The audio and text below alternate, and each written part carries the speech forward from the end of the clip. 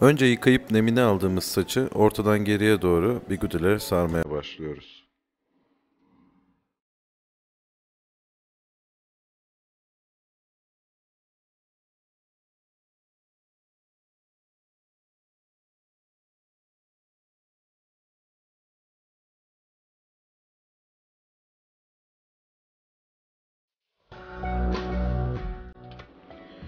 Bigudiye kağıt koymamızın sebebi saçın aralarındaki küçük saçların da kağıdın içinde kalarak bigudiye daha rahat sarılmasını sağlamaktır.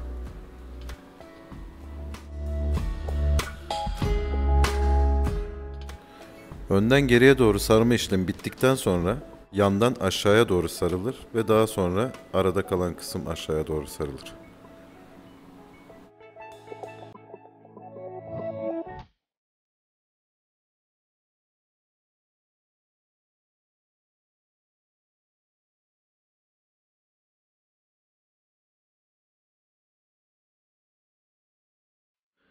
Eğer sararken böyle bir tel aradan çıkıyorsa tarağın ucunu saçın içine sokup tarakla dolayınız.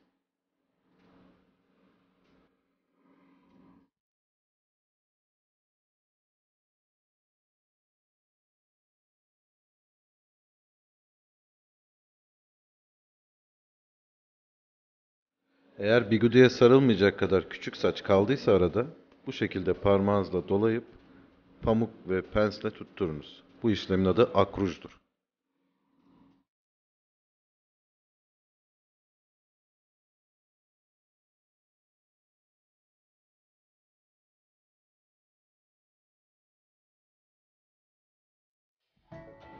Sol tarafın işlemi bittiğinde sağ tarafa da geçerek aynı şekilde sarmaya devam edin.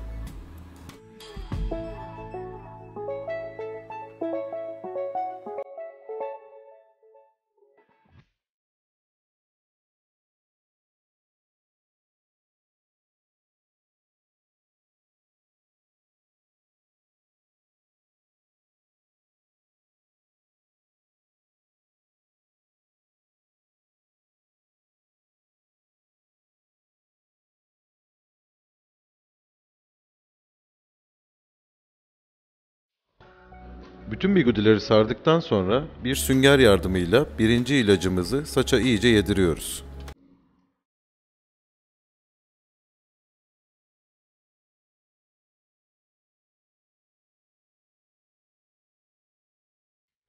Yaklaşık yarım saat bekledikten sonra yıkama yerinde bol su ile birkaç dakika bigudileri açmadan saçı duruluyoruz.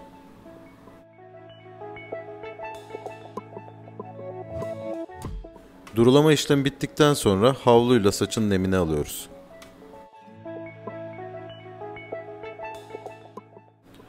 Daha sonra tekrar bir sünger yardımıyla ikinci sabitleyici ilacımızı saça yediriyoruz.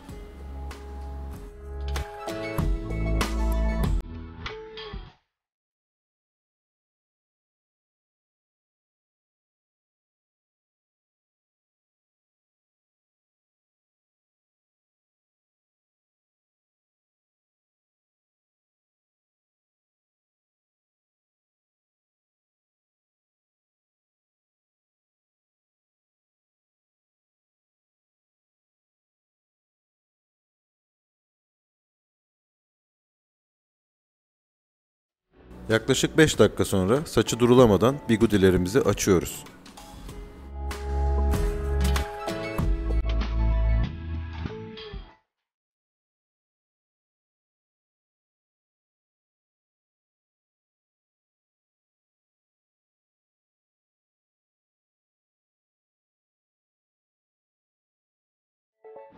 Bütün bigudileri açtıktan sonra ikinci ilacımızı tekrar saça yediriyoruz.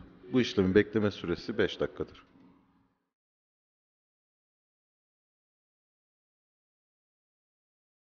Daha sonra şampuan yapmadan bol su ile duruluyoruz.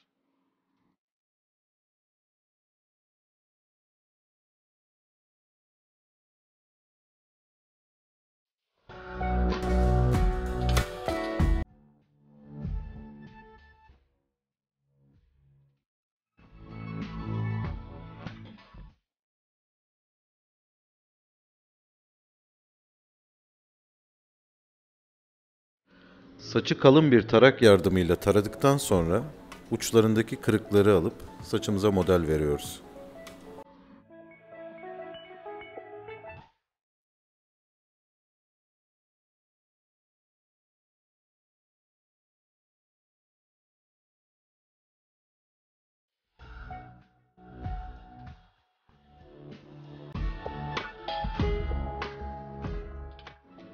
Kesme işleminden sonra saçımızı hafif köpükleyerek Vigo ile şekillendiriyoruz.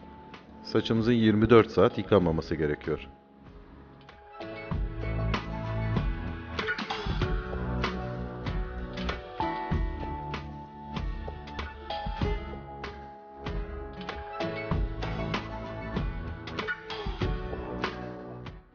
Ve permamız hazır.